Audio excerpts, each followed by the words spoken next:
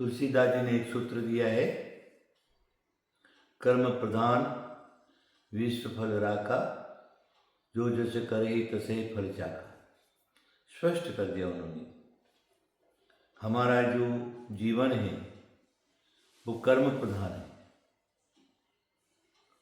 और विश्व के प्रत्येक मानव को कर्म प्रधान ही रहता है और कर्म का फल उसको भोगना पड़ता है। जो जैसे करे तसे फल राखा का, जो जैसा करता है उसको वैसा ही मिलता है। चाहे इंसान में कोई भी हो, गरीब हो, अमीर हो, सेठ हो, साहूकार हो, राजा हो, महाराजा हो, चक्रवर्ती तक, जैसा करेगा उसको वैसा फल मिलेगा ही। हमने देखा है जो ईश्वर कहलाने वाले महापुरुष हैं, उनकी भी थोड़ी सी कर्म करने में गलती हुई तो तुरंत उनको फल मिलता है। इसीलिए तुलसीदास जी ने इस बात को कह दिया।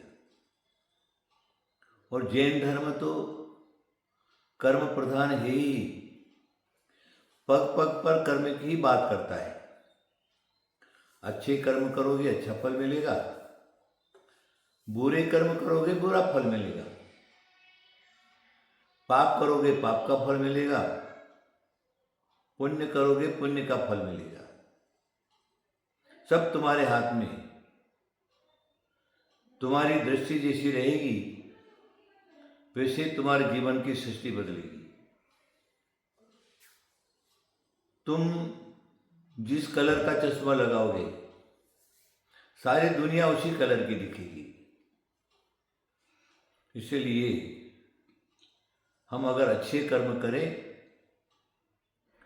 तो उसका फल हमको अच्छा ही होगा, जीवन सुख शांति समृद्धि सब मिलेगी। कर्म ही हमारे बुरे हैं तो फिर अच्छा फल कैसे मिल सकता है। कर्महीन खेती करे, कर करके पछताए, बोए बीज बबूल के, आम कहाँ से खाए, नीतिकारों ने कहा। कर्महीन खेती करता है, खेती तो कर रहा है, कर्म तो कर रहा है, लेकिन आगे कहते बोए बीज बबूल के। अगर बबूल के बीज बो दिए तो आम कहाँ से खाए। बबूल के बीज पर कभी भी आम नहीं मिलता है। इसलिए हमारी क्रियाएं, हमारी कर्म अच्छे हैं तो नियम से हमको अच्छे ही फल मिलेगा। बुरा कर्म करने से अच्छा फल कभी मिल नहीं सकता, अच्छे कर्म करने से बुरा फल नहीं मिल सकता। हमें जिस भी काम के लिए हमको कदम बढ़ाना है, पहले सोचो, विचारो, विचार करके अगर वो अच्छा कार्य है तो आगे कदम बढ़ाओ, नहीं तो वापस पीछे हट जाओ। अच्छे कर्म के लिए आगे बढ़ो, बुरे कर्म के लिए पीछे हटो। बुरा कर्म करने के लिए देर करो तो चलता है, आज कल के ऊपर छोड़ दो, लेकिन अच्छा कर्म करने के लिए कल के ऊपर नहीं छोड़ना। राजसभा में युधिष्ठिर बैठे हुए हैं, सारी राजसभा लगी हुई है। एक व्यक्ति आता है, राजा से अरदास करता है, राजन मैं बहुत दरिद्रता की समस्या से ग्रसित हूं, इसलिए मुझे आपकी सहायता चाहिए, मुझको कुछ दीजिए। तब युधिष्ठिर ने सोचा, अरे आज का मैं राजकार्य से मेरे को फुर्सत नहीं। उसको बोला तू कल आजा, कल तेरे को दे दूंगा। भीम ने सुना, बोले कैसे राजा है, युधिष्ठिर और वो कल के ऊपर छोड़ रहे। उन्होंने उठाया डंडा और भेरी बजाना शुरू कर दिया।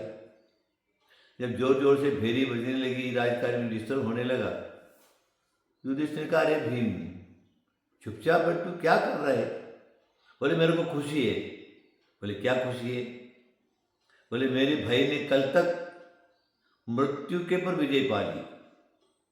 वो कैसे? अरे तुमने कल के ऊपर छोड़ दिया ना उसको देने के लिए, इसका मतलब कल तक तुम जिंदे रहोगे। युधिष्ठिर को समझ में आया कल का कोई ठिकाना नहीं, जो करना है सो अभी कर ले। अरे भीम मेरे से गलती हो गई, उसको बुलाओ, उसको बुला करके जो भी देना था उसको दे दिया। आप सारी बात समझ में होंगे, समझदार हैं आप सब लोग। तो अच्छे कार्य के लिए कल पर नहीं छोड़ना है, अच्छे कर्म करना है जीवन में। तुम्हारा जीवन सुखी रहेगा, समृद्ध रहेगा, जीवन में शांति रहेगी। शांति और सुख समृद्धि का यही मार्ग है। हम अपनी करनी अच्छी करें, अपनी करनी आप करें, अपनी करनी को आप ही को करना पड़ता है। अपने खाए तो पेट भरेगा, दूसरा खाए तो पेट नहीं भर सकता। इसलिए आप संयम करिए, आपका कल्याण हो। मेरा आशीर्वाद आशीर्वाद आशीर्वाद।